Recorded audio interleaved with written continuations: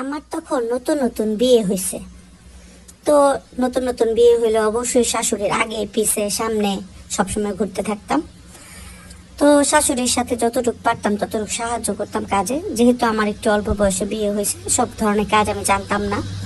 আমার শাশুড়ি যেভাবে যেভাবে বলতো আর যেভাবে যেভাবে করতে দেখাই দিত ওইভাবে করতাম। তো আমি একটা জিনিস খেয়াল করলাম, আমার শ্বশুর বাড়ির মানুষজন আবার ভোজন বিলাসী। মশালা দিলে তারা অনেক আইটেম রান্না করে খেতে, বিভিন্ন মানে ধরনের খাবার খেতে খুব ভালোবাসতো, খুব পছন্দ করতো। তো তারা দুপুরবেলা বা রাতের বেলা কমপক্ষে 5-6টা আইটেম থাকতোই তাদের। অনেক সময় 7টা-8টা আইটেমও, খাবারের আইটেমও চলে যেত। আর মশালা দিলে আমার শাশুড়ি অনেক মানে বিয়ের পর থেকে আমি দেখতাম মেহমান টেহমান নিয়ে একটা ভরপুর পরিবারে মানে সংসার করতো আমার শাশুড়ি। এরকম একটা সাংসারিক মহিলা ছিলেন।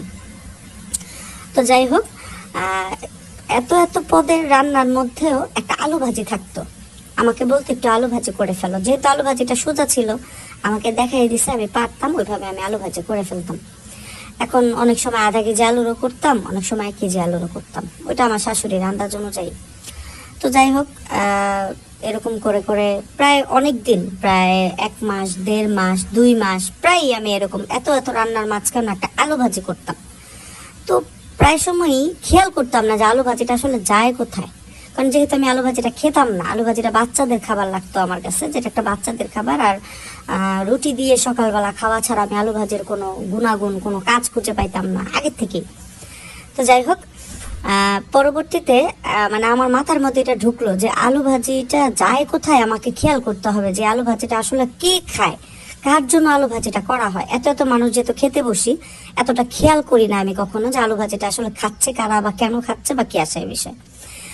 তো আসলে ঘটনা যেটা ঘটলো, খুব ভালো করে আমি একদিন, মানে একদিন না কয়েকদিন আমি এটা লক্ষ্য করলাম যে আসলে আলু ভাজিটা কে খায় এবং কোথায় যায়।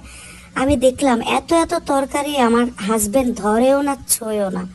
আমার হাজবেন্ড সে আলু ভাজি দিয়ে ভাত খায়। ভাইরে ভাই, আমার মাথায় তো আকাশ ভেঙে পড়লো। কিরে ভাই, আমি তো একটা পুরুষ মানুষকে বিয়ে করছি, তাই না?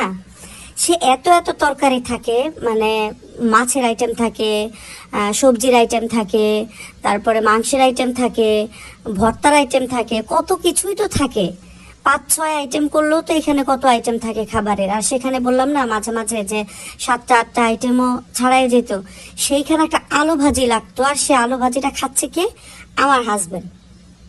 মানে আমি পুরাই অবাক যে সে শুধু আলু ভাজি দিয়ে কেন খাচ্ছে।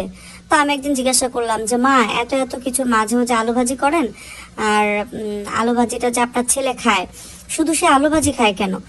আমার শাশুড়ি ওইটা যা উত্তর দিল, আমার ফুতো হনো সুডু, আমি হেরে হনো কুলু কইরা ফালি।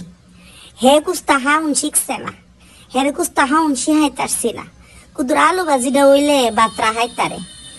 এখন কিতে হইছে? আলু ভাজি করতে কি তোমার মেহনত লাগে? আমি কই না না মা, আমার আলু ভাজি করতে মেহনত লাগবে কেন? সমস্যা নেই। আমি তো রাত্রে বেলা শুইতে গিয়ে আমার হাজবেন্ডের দিকে আমি কটমট করে তাকাইতেছি আর চিন্তা করতেছি, আমি কি আসলেই কোনো বাচ্চারে বিয়ে করে ফেললাম নাকি? এই ছেলে বড় হবে কবে? মানে অবিশ্বাস্য হইল ঘটনা, কিন্তু সত্য। মানে সে তারপরে আমার জামাইয়ের নাম দিছি আলু ভাজির জামাই।